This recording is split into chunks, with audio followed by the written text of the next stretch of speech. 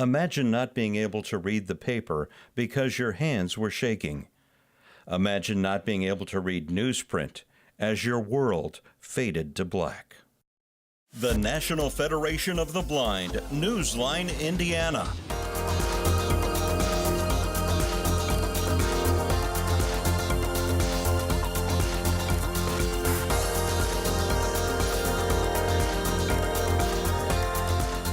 With your host, Lee Martin, and co-host, Florence Myers-McSwine.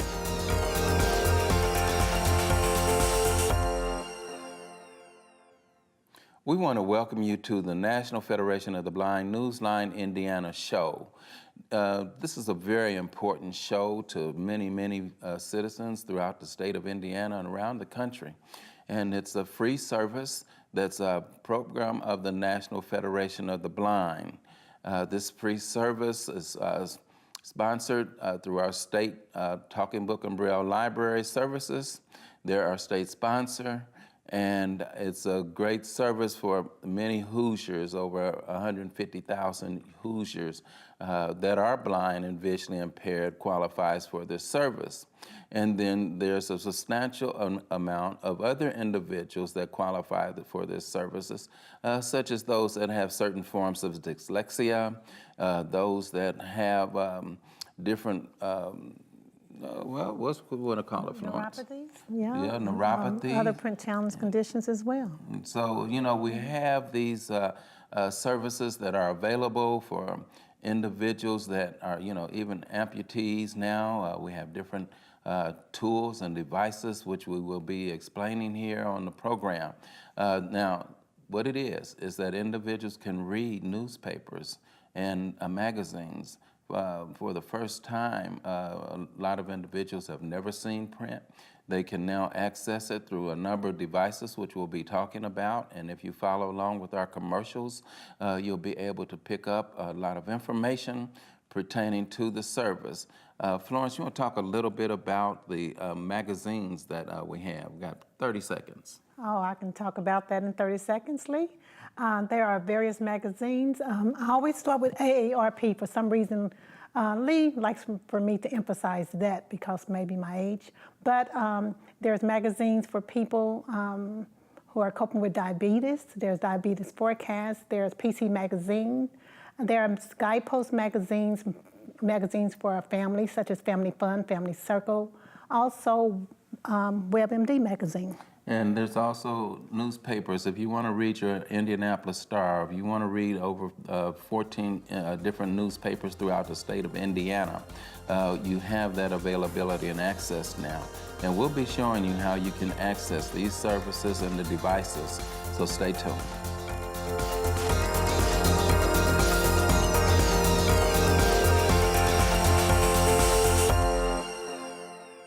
I'm Danny Wayne Beamer, Program Manager of the Elder Blind Program at the Will Center in Terre Haute, Indiana. I introduce the NFB Newsline to seniors in 13 southwestern counties in Indiana. I also utilize the NFB Newsline for my radio station public affairs shows. The NFB Newsline, experience it today. Learn more by calling 855-963-6476 or visit nfbnewsline-in.org. We are the nation's blind, and we read NFB Newsline.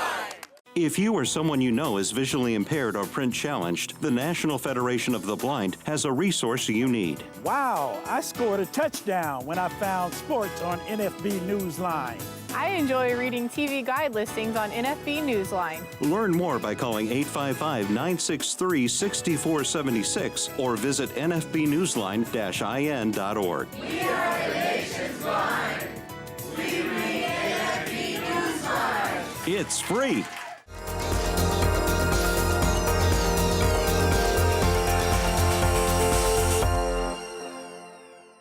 Welcome back to the National Federation of the Blind Newsline, Indiana.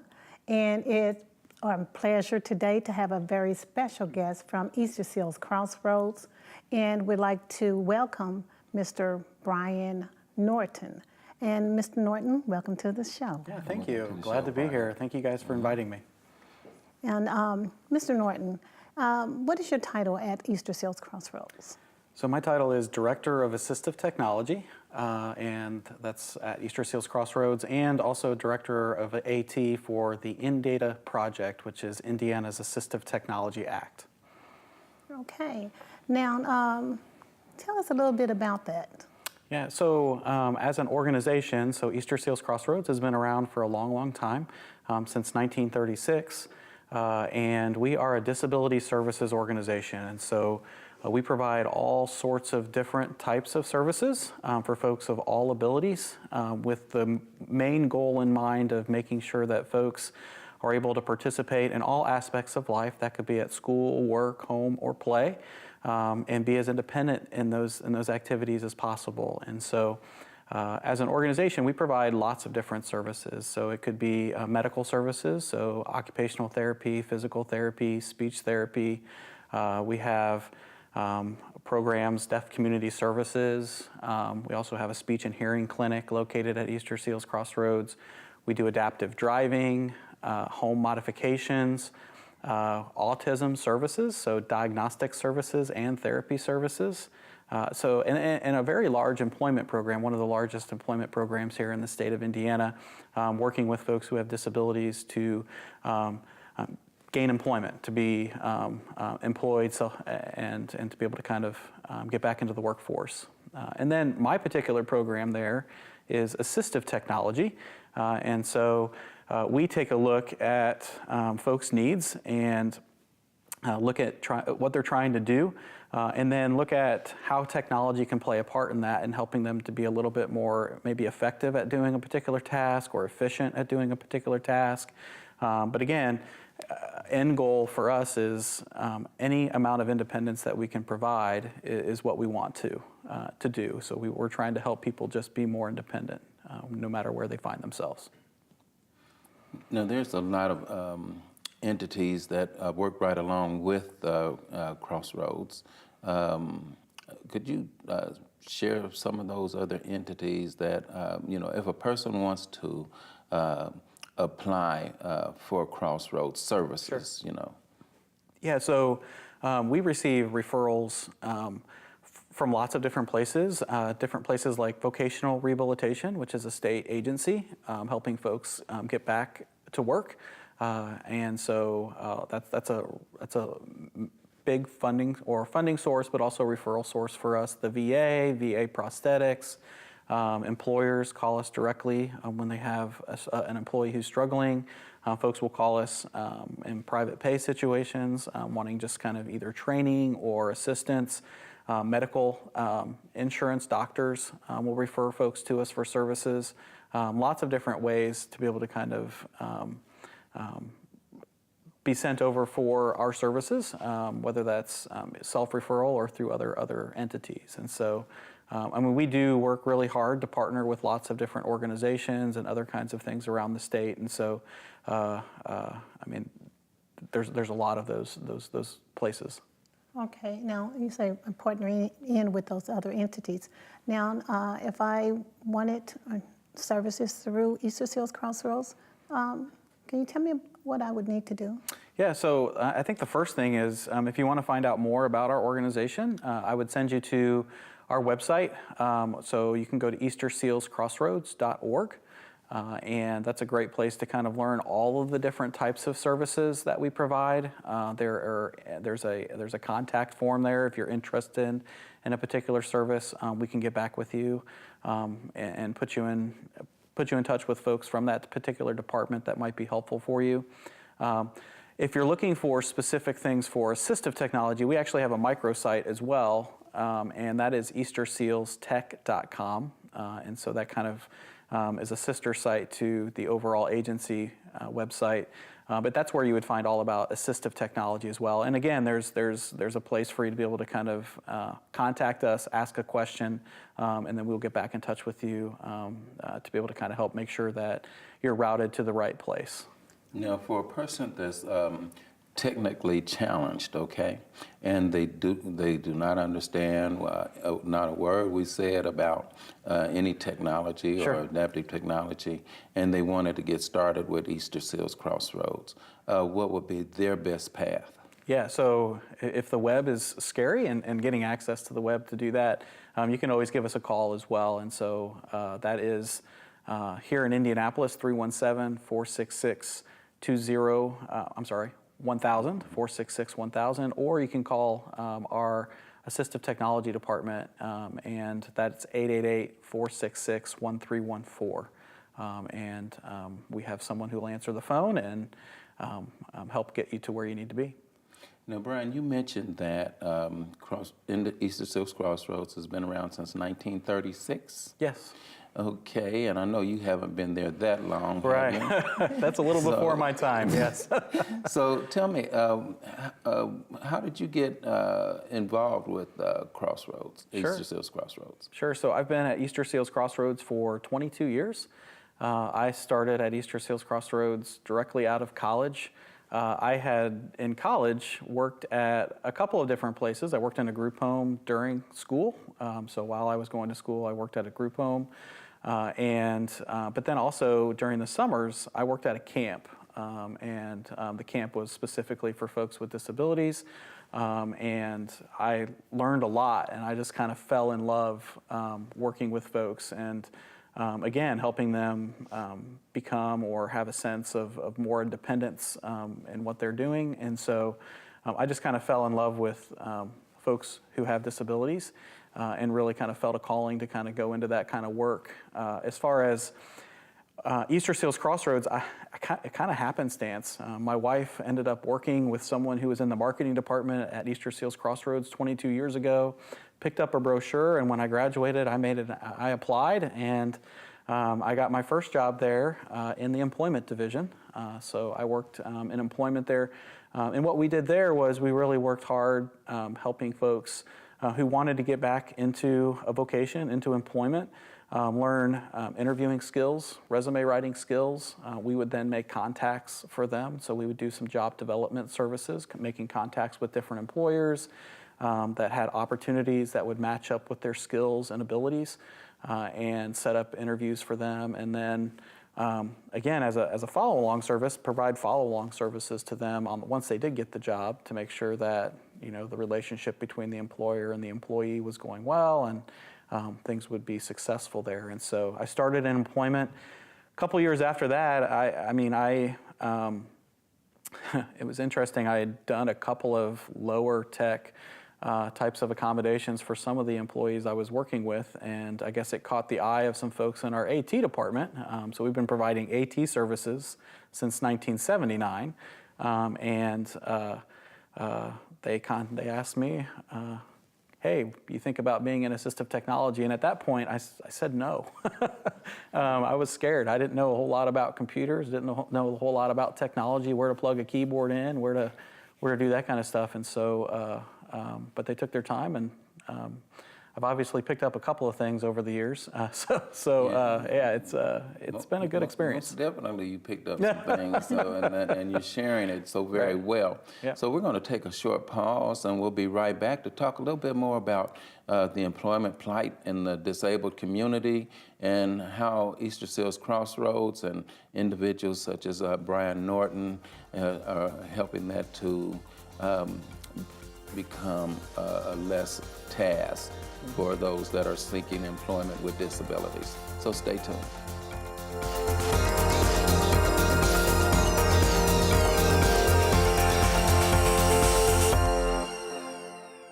I am a blind vendor, and one of the things that I truly miss is reading Vending Times magazine.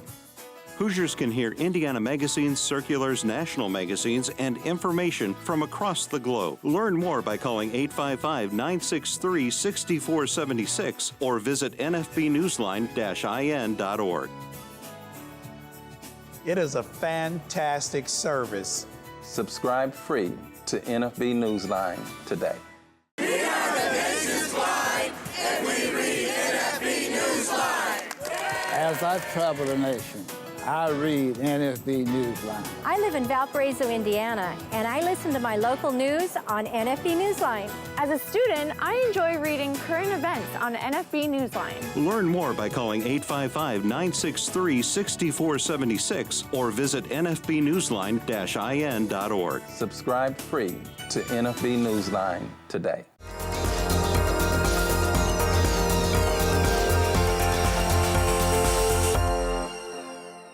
Welcome back to the National Federation of the Blind, Newsline, Indiana, with our special guest today, Mr. Brian Norton from Easter Seals Crossroads. And Mr. Norton, I wanted to ask you a question about employment. What is the employment process through Easter Seals? Yeah, so we have a large employment division, and again, it's all about helping folks figure out what their skills are, finding out what they're interested in, and then going out and helping them develop resume writing skills, interviewing skills, making contacts, job development with different employers, and really kind of putting those two folks together. And so a lot of that employment program is based on, we get a referral a lot of times through the state. Voc Rehab is a funding agency that helps folks who have disabilities get back to work. If maybe you've been injured on the job, you're not able to do the current job that you had before, or you want to get back to work doing what you were doing before, Voc Rehab can step in and help you be able to kind of get the tools you need to get back to work doing what you were doing before. Or if you have a lifelong disability and just want gainful employment, they can step alongside you and provide services and supports to you, including the assistive technology piece that we do. And so once we have a referral, they do lots of discovery with folks, trying to figure out what their skills are, what they're interested in, and then come up with a vocational plan or an individualized employment plan for folks. And that's in conjunction with funding sources and kind of giving them the idea of what direction we want to head. And as a part of that process, the way we get involved in assistive technology is by when technology becomes a barrier in employment. So maybe it's getting access to the computer. Maybe they've got a third-party database that's difficult to use, especially if you're, let's say blind or visually impaired, you're using a screen reader or a screen magnifier. It's hard to be able to navigate. I know we've worked in several situations where it involved phone work, and you're not only trying to kind of talk to someone on the phone, but you're also trying to kind of navigate a computer system. Well, that's not easy to do when you've got a couple of things talking to you and you're trying to kind of you've got divided attention there. And sometimes that can be a long process. And if you're on the phone with somebody, nobody wants to hang on the phone with an operator or someone too long. You want to make sure that's an efficient process. And so for us, we take these different types of tools. We would go out, do an assessment, figure out what the needs are, make recommendations back to a funding source, basically saying, here are the types of devices that we need, but not just what we need, but also would talk to them about what's it going to take to be proficient at that type of technology. And so think about, how much training is going to go along with that, because I firmly believe that you can't put a tool in front of somebody if you don't spend the time teaching them how to use it. I think the teaching and the learning piece of that is vitally important to make sure that whatever you do is going to be successful. And so we put a roadmap together for a funding source based on here's the devices and the hardware and software that's needed, but here's also the training and the services that need to go along with that to make sure that at the end it's going to be successful for folks. And then once they end up purchasing that equipment, we'll go out and we will work with that person based off of their schedule. If they can meet weekly, they can meet daily, whatever works for them, we will sit alongside them and do training, teaching them how to get access to the things that they need to get access to, be it a phone system, be it a computer system, anything and everything at your office. Now, I know, in the disabled community, there's 70 to 75% unemployment rate. Mm-hmm. And you guys are trying to help break down some of those barriers. But there are other barriers when you spoke on how to apply through vocational rehabilitation services. There's the order of selection that's going on right now throughout the state, and how that impacts individuals qualifying for services.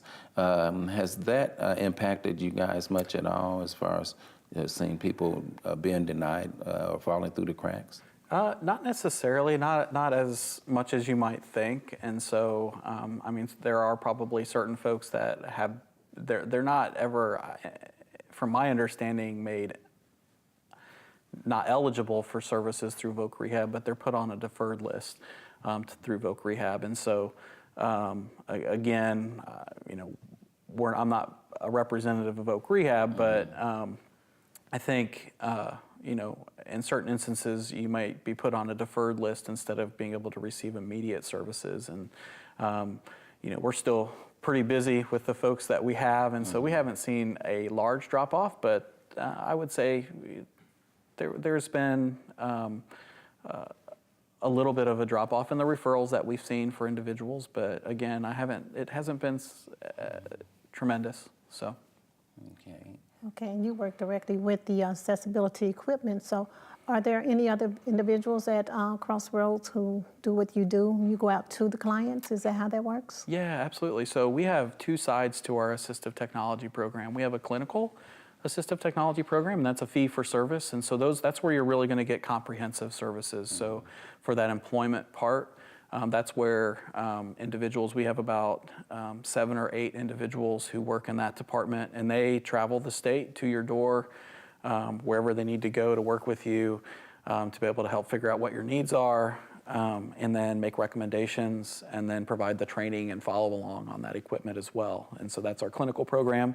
And then the InData project's a statewide project as well, and that is all free services, where we offer lots of really great things for folks to be able to not only learn about assistive technology, but also get their hands on technology. So for instance, within the InData project, we provide 5 full-day trainings, and they are streamed online anywhere in the state of Indiana. So if you're not able to make it to our facility, you can watch that online or listen online. But we provide, again, those 5 full-day trainings. We have lots of information available through podcasts and social media. We do tech tip videos that are pushed out through YouTube. And so lots of information. Every day a piece of information is going out online about assistive technology in some way, shape, or form. But then again, the great aspect of the InData project is we also work really hard to get people's hands on technology, because let's face it, technology is expensive, right? So not everybody has the resources to go out and purchase something. And for me, I know I've gone out and tried to, I buy something online and I think, oh, this is going to be the greatest thing since sliced bread, and it ends up not being, right? So this gives people an opportunity to get their hands on technology. So we have a loan library where folks can go in and borrow a piece of equipment for 30 days to try it free of charge. We will ship it to you or bring it to you, again, anywhere in the state. For you to be able to do that, there's about 2,500 items in that library. It could be a computer with adaptive software, or many, many other things. We also do an alternative financing program where folks can borrow money to be able to purchase their own assistive technology to a funding source. And so you can borrow between $500 and $35,000 to buy an iPad with an app, or maybe do a vehicle modification or a home modification to make your home or vehicle more accessible for you. And so lots of different great ways to be able to get involved. But yeah, 2 programs, clinical and then the InData project. So, we're going to continue this program with you. This is for this particular week, and the next week we'll have you back on to show some of the devices that you use. Great. And you have been very essential in employment in my life with Easter Seals Crossroads as I went through the program and services. And I tell you, it was truly a blessing for me and even Florence when we worked with the company. So I just want to take time on air to thank you and Easter Seals Crossroads for, the work that you provided for us and also for the work that you're providing for so many others. And we're going to take a short pause, and we'll be right back with the conclusion of our program with Brian Norton from Easter Seals Crossroads.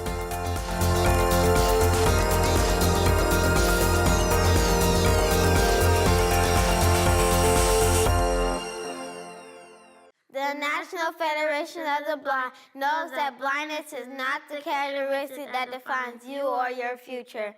Every day we raise the expectations of blind people because low expectations create obstacles between blind people and our dreams. You can live the life you want. Blindness is not what holds you back. If you or someone you know is visually impaired or print challenged, the National Federation of the Blind has a resource you need. I am a CFP practitioner, and I happen to be blind. I rely on NFB Newsline to keep me current with Wall Street Journal and the Financial Times. Hoosiers can hear Indiana magazines, circulars, national magazines, and information from across the globe. Learn more by calling 855-963-6476 or visit nfbnewsline-in.org. I just graduated college as a blind student. How can I independently find job listings? Thanks to the National Federation of the Blind, visually impaired Hoosiers can hear newspapers, circulars, and magazines from across the globe. It is a fantastic service. Learn more by calling 855-963-6476 or visit nfbnewsline-in.org. We are the nation's blind, and we read NFB Newsline.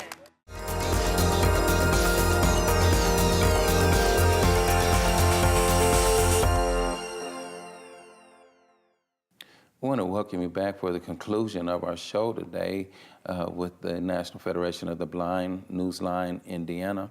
And we want to thank you, Mr. Norton, for coming out from Easter Seals Crossroads. Now, how can individuals contact you about these services that you guys provide over at Easter Seals Crossroads? Sure. So again, you can give us a call, and that's 888-466-1314. And so you can give us a call. We'd love to be able to connect you to those services, or we would love to send you to our website. It's eastersealscrossroads.org for our agency at large. If you're looking specifically for assistive technology, more information about our clinical program, or the In-Data project, you can go to eastersealstech.com. Okay. And we want you to join us again next week as Mr. Norton will demonstrate and talk more about the assistive technology, and we'll demonstrate some of those technologies, and we'll also demonstrate the newest piece of technology with NFB Newsline, National Federation of the Blind Newsline, another way to access our free services. So thank you very much, and have a great day.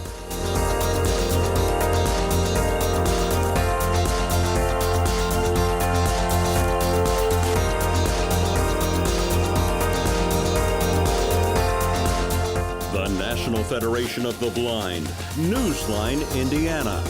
For more information, go to nfb-in.org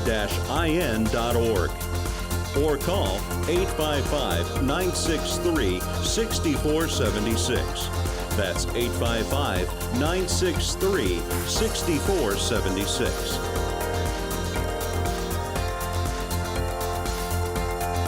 The National Federation of the Blind encourages you to live the life you want.